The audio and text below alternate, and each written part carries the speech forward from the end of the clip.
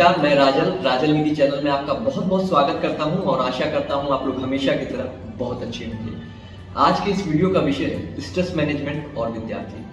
विद्यार्थी जीवन हम लोग के जीवन में बहुत ही महत्वपूर्ण होता है और विद्यार्थी जीवन की ऐसी बहुत सारी यादें हैं जो आजीवन हमारे साथ रहती हैं। यानी कुल मिलाकर के ऐसे बहुत सारे यादगार पल होते हैं जो हमें विद्यार्थी जीवन में मिलते हैं।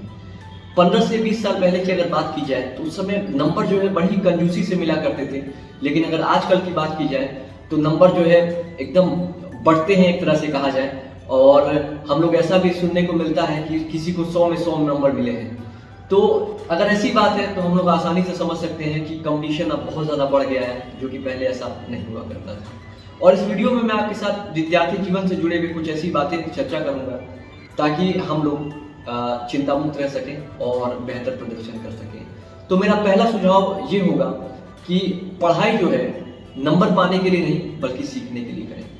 जब हम पढ़ाई नंबर पाने के उद्देश्य से करते हैं, यानी कि हमें 90% नंबर पाने हैं या 95% नंबर पाने हैं, तो हम अनावश्यक रूप से अपने ऊपर दबाव का निर्माण कर लेते हैं और इससे हमारा ध्यान पढ़ाई की बजाय नंबर पाने पर चला जाता है। बेहतर तो ये होगा कि हम अपना ध्यान जो है इस बात पर लगाएं कि किसी भी विषय को हम कैसे बेहतर तरीके से समझ सकते हैं या उस विषय से हम ज़्यादा से ज़्यादा क्या सीख सकते हैं, इस पर हम ध्यान लगाएं। जब हम इस पर ध्यान लगाते हैं तो न सिर्फ उस विषय पर हमारी समझ बढ़ती है बल्कि हमारे नंबर भी अपने आप बढ़ जाते हैं। जब हम विषय को बेहतर तरीके से समझ लेते हैं तो हम एक संभावनाएं ज़्यादा है कि एग्जाम के समय हम उस विषय को अच्छे तरीके से समझा भी पाएंगे और इससे हमारे नंबर भी अपने आप बढ़ जाएंगे।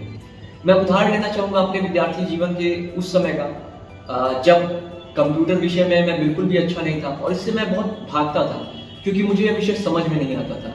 लेकिन बाद में सौभाग्यवश मुझे कुछ ऐसे गुरुजन मिले जिन्होंने इस विषय को इतने रोचक तरीके से पढ़ाया कि मेरी रुचि इस विषय में जाग गई और बाद में मैंने कंप्यूटर विषय में BCA, A level, B level, CSSA और CSSP की डिग्री ली।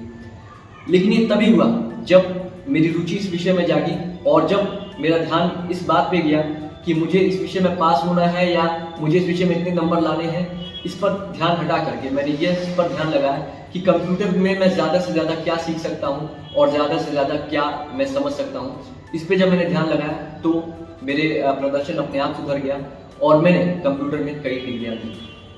मेरा अगला सुझाव आपको ये होगा कि भविष्य में ऐसी पढ़ाई का चयन करें जो आपके काम आए। देखिए, ज़्यादातर जो बच्चे हैं या विद्यार्थी हैं वो अपने करियर का चुनाव इस बात को ध्यान में रखते हुए करते हैं कि उनके बड़े क्या कह रहे हैं या उनके मित्रगण कौन से विषय का चुनाव कर रहे हैं। उदाहरण के तौर पर विद्यार्थी X जो है विद्यार्थी Y को देख करके बायोलॉजी विषय का चयन करता है। विद्यार्थी Y का जो है लक्ष्य है डॉक्टर बनना, जबकि विद्यार्थी X का लक्ष्य तो अपने पारिवारिक व्यवसाय को आगे बढ़ाना है। आगे चल करके विद्यार्थी X को बायोलॉजी विषय बिल्कुल भी समझ में नहीं आता और बाद में उसे फ्रस्ट्रेशन होने लगता है कि उसने विषय लिया ही क्यों। बेहतर तो ये रहता कि विद्यार्थी X कॉमर्स या मैनेजमेंट की पढ़ाई का चयन करता ताकि भविष्य में वो पढ़ाई न सिर्फ उसके काम आती बल्कि उसे खुशी भी होती कि उसने इस पढ़ाई को चुना जो कि आज उसके भविष्य को उज्जवल बना रहा है। इसी प्रकार जो सबसे ज़्यादा चिंता जो हमें होती है वह है परीक्षा के दिन होती है और मैं आपके साथ साझा करने वाला हूँ उन बातों को जो मैं तब किया करता था जब मैं कॉलेज में पढ़ता था। यानी कि जब मैं कॉलेज में पढ़ता था तो परीक्षा के समय मैं क्या करता था।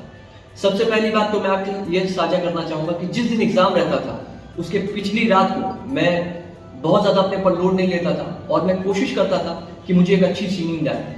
सुबह उठने पर भी मैं बहुत ज़्यादा नहीं पढ़ता था, बस खाली जो मेन पॉइंट्स थे, जो नोट्स मैंने तैयार किए थे उसमें से मेन पॉइंट्स को मैं पढ़ता था और मैं कोई भी नया टॉपिक नहीं उठाता था ताकि मेरे ऊपर अनावश्यक प्रेशर ना बने। इसी प्रकार जो है मैं एग्ज़ाम सेंटर पे भी जब मैं जाता था तो भी मैं अपने मित्रों से बस मुस्कुराता था, उनके करीब मैं नहीं जाता था क्योंकि संभावनाएं ज़्यादा थी अगर मैं उनके पास जाऊँगा तो वो चर्चा करेंगे किस विषय को पढ़ा या नहीं पढ़ा और जब ऐसा होता था तो कन्फ्यूजन क्रिएट होता था, इसलिए मैं उनसे दूर रहता था।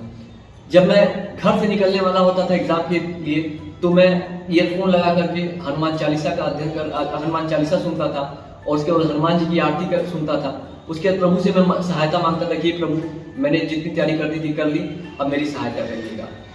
एग्जाम के सेंटर पे भी मैं जब जाता था तो भी मैं कोई कॉपी किताब नहीं ले जाता था क्योंकि कॉपी किताब ले जाने का मतलब है अपने ऊपर दबाव बनाना हो सकता है कोई ऐसा सवाल आ जाता जिसे देख करके अरे इससे तो मैंने पढ़ा ही नहीं, इससे मेरे पर अनावश्यक रूप से दबाव पड़ता, इसलिए भी मैं कॉपी किताब नहीं ले जाता था।